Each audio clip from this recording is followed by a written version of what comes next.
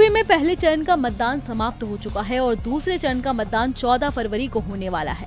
अब सभी सियासी दल तीसरे चरण के चुनाव प्रचार में जुट गए हैं। सियासी पार्टियां अपनी अपनी पकड़ मजबूत करने के लिए जनता से संवाद कर रहे हैं। यूपी का सियासी पारा और चढ़ाने के लिए समाजवादी पार्टी के प्रमुख अखिलेश यादव आज फिरोजाबाद में थे, जहां से उन्होंने एक बार फिर 2022 में बदलाव होगा, बीजेपी का सफाया होगा नारा देते हुए अपनी जीत का दावा किया और बीजेपी को सत्ता से बाहर का रास्ता दिखाने की बात कही। अखिलेश ने बीजेपी पर जमकर निशाना साधते हुए कहा कि बीजेपी सरकार आप लोगों को हाथ तक नहीं दिला पाई। बोरी में भी 5 किलो की चोरी, ना रोजगार ना नौकरी। बीजेपी वाले कहते हैं कि माफिया राज आ जाएगा। पंचायत चुनाव को किसने लूटा? आपके बगल में हाथरस है, बेटी को न्याय नहीं दिला पाए। कासगंज में नौजवान की हिरासत में जान चली गई। उत्तर प्रदेश में सबसे ज्यादा असुरक्षित महिलाएं हैं। अखिलेश यादव बीजेपी की नाकामियों को उजागर करने का कोई मौका नहीं छोड़ते, तो बीएसपी चीफ मायावती भी बीजेपी की घेराबंदी में जुटी है। मायावती ने बीजेपी पर हमला करते हुए ट्वीट किया कि कर्ज में डूबे घुटन का जीवन जीने को मजबूर किसान द्वारा जान देने की खबरें विचलित करती है, किंतु अब बेरोजगार युवाओं द्वारा भी खुद की जान लेने की विवशता ने राष्ट्रीय चिंता, बेचैनी और आक्रोश को और बढ़ा दिया है। फिर भी विकास और इंडिया शाइनिंग जैसे बीजेपी का वादा कितना सही।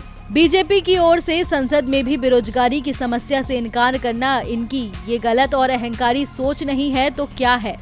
कौन युवा बेरोजगारी का ताना और अपमान सहना चाहता है? बीजेपी के लोग अपनी संकीर्ण सोच और मानसिकता को त्यागें, तभी देश का कुछ भला संभव। अखिलेश और मायावती ने योगी सरकार पर सवाल उठाए तो योगी आदित्यनाथ ने हिजाब का मामला उठा दिया। इस मामले में ओवैसी के बयान का जिक्र करते हुए योगी आदित्यनाथ ने कहा कि भारत को गजवा और हिंद बनाने का सपना देखने वालों के मंसूबे कभी सफल नहीं होंगे। यानी बीजेपी यूपी में ध्रुवीकरण के दांव ही आजमाती दिख रही है तो पंजाब में पार्टी विकास और सुरक्षा की बात कर रही है।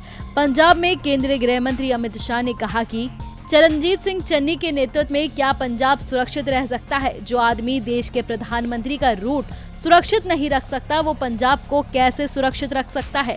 जबकि केजरीवाल कह रहे हैं कि हम पंजाब को नशा से मुक्त करेंगे। अरे ओ केजरीवाल जी, पूरे दिल्ली को शराब में डुबोने के बाद आप पंजाब में आकर कहते हैं कि हम नशे से मुक्त करेंगे। क्या ये पंजाब को नशा मुक्त कर सकते हैं? चुनावी जंग में आरोप प्रत्यारोप का दौर तो चलता ही रहता है, लेकिन कौन किस पर कितना हावी होता है और कौन एक दूसरे को सत्ता की कुर्सी से उतार कर खुद बैठता है, ये तो आने वाला वक्त ही बताएगा।